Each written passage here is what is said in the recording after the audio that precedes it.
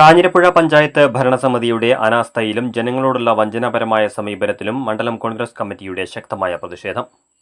4 വർഷം പിന്നിട്ടിട്ടും പട്ടിണിപ്പാവങ്ങൾക്ക് വീട് നിഷേധിച്ച പഞ്ചായത്ത് ഭരണസമിതി അംഗങ്ങളുടെ തെറ്റായ നയത്തിലും പ്രതിഷേധിച്ച് പ്രതിഷേധ മാർച്ച് നടത്തി.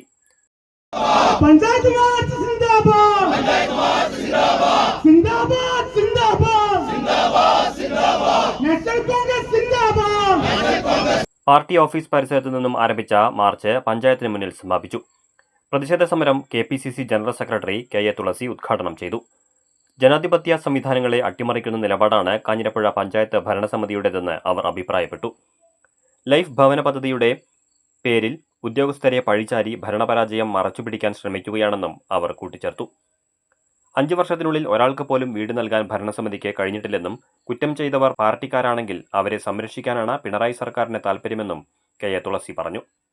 ഞങ്ങളൊക്കെ സംയമനം പാലിക്കുന്നതും ഞങ്ങളൊക്കെ സമാധാനം കാണിക്കുന്നതും ഞങ്ങൾക്കത് അറിയാഞ്ഞിട്ടല്ല, മറിച്ച് ഞങ്ങൾക്കൊക്കെ ഉറച്ച ജനാധിപത്യ ബോധം ഉള്ളതുകൊണ്ട് മാത്രമാണ് ഞങ്ങളൊക്കെ വളരെ വളരെ സംയമനത്തോടു കൂടി ഈ കാഞ്ഞിരപ്പുഴ പഞ്ചായത്തിന്റെ ഉമ്മറത്ത് അതിന്റെ മുൻപിൽ ഞങ്ങളൊക്കെ നിൽക്കുന്നത്. കാരണം ഞങ്ങളുടെ ആവശ്യം അക്രമമല്ല, മറിച്ച് ഈ പഞ്ചായത്തിന്റെ പരിധിയിൽ വരുന്ന ജനങ്ങൾക്ക് നേരത്തെ ഇവിടെ സൂചിപ്പിച്ചു. നമ്മുടെ സ്വാഗതം ആശംസിച്ചപ്പോഴും അതുപോലെ തന്നെ അധ്യക്ഷ പ്രസംഗത്തിൽ നമ്മുടെ മണ്ഡലം പ്രസിഡന്റ് വളരെ കൃത്യമായിട്ട് ഇവിടെ പറഞ്ഞു.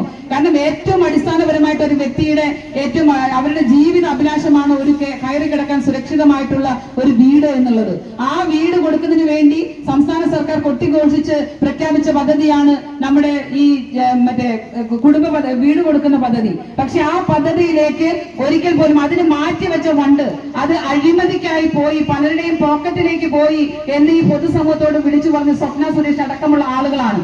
അന്നൊക്കെ മാധ്യമങ്ങളിലൂടെയൊക്കെ ഇവരൊക്കെ പറഞ്ഞു അത് ഏതോ ഒരു സ്ത്രീയുടെ ജൽപ്പനമാണ്, അത് വെറുതെ അടിസ്ഥാനമില്ലാത്ത ആരോപണമാണ് എന്നൊക്കെ പറഞ്ഞു. പക്ഷെ പിന്നീട് കുറച്ച് നാളുകൾ കഴിഞ്ഞപ്പോൾ അതിന്റെ അടിസ്ഥാനപരമായിട്ടുള്ള പല കാര്യങ്ങളും പുറത്തു വന്നപ്പോൾ നമുക്ക് മനസ്സിലായി ഈ വീടിന് വേണ്ടി മാറ്റിവെച്ച കോടിക്കണക്കിന് രൂപ ചില ആളുകളുടെയൊക്കെ പോക്കറ്റിലേക്കാണ് പോയത്.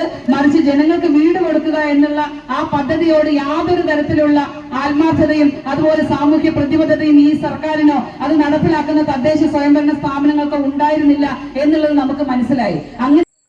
കോൺഗ്രസ് കാഞ്ഞിരപ്പുഴ മണ്ഡലം പ്രസിഡന്റ് ജോയ് ജോസഫ് അധ്യക്ഷത വഹിച്ചു. DCC സെക്രട്ടറി അച്യുതൻ നായർ മുഖ്യപ്രഭാഷണം നടത്തി.